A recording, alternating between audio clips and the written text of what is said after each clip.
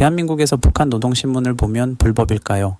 최근 대통령의 한 발언이 이 오래된 질문을 다시 꺼내 들었습니다. 단순한 말실수가 아닙니다.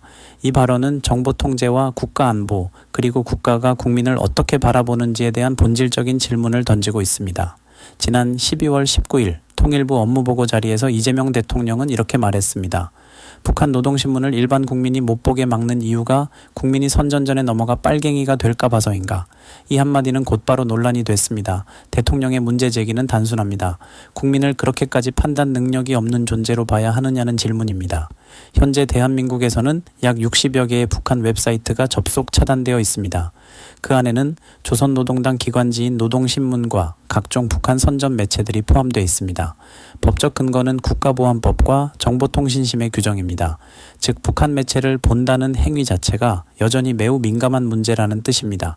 그렇다면 대통령의 발언이 왜 이렇게 파장이 컸을까요? 핵심은 북한이 아닙니다. 바로 국민입니다. 이 발언은 이런 질문을 던지고 있습니다. 정보에 노출되면 국민은 스스로 판단하지 못하고 자동으로 세뇌되는 존재인가? 국가는 국민을 보호해야 할 대상인가? 아니면 관리해야 할 존재인가? 이 질문은 국가 권력과 시민의 관계로 자연스럽게 이어집니다. 실제로 여당에서는 북한 웹사이트 접근을 일부 허용하자는 법 개정 논의도 진행 중입니다. 찬성하는 쪽의 주장은 이렇습니다. 이미 유튜브와 SNS를 통해 북한 영상과 선전물은 누구나 볼 수 있다. 차단은 현실적으로 의미가 없다. 차라리 국민의 정보 해석 능력을 키우는 것이 더 중요하다는 주장입니다. 반면 반대 측의 논리는 분명합니다.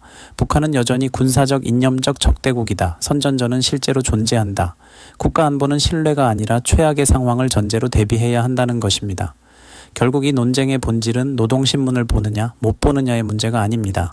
자유와 통제, 신뢰와 관리, 안보와 시민의식 사이의 충돌입니다. 대한민국은 이미 세계 최고 수준의 정보사회입니다. 그럼에도 우리는 아직 이 정보는 국민에게 보여줘도 되는지 안 되는지를 국가가 판단하고 있습니다. 대통령의 발언은 이 오래된 구조에 정면으로 질문을 던진 것입니다. 국가는 국민을 믿을 수 있는가? 국민은 스스로 판단할 준비가 되어 있는가? 여러분은 어떻게 생각하십니까?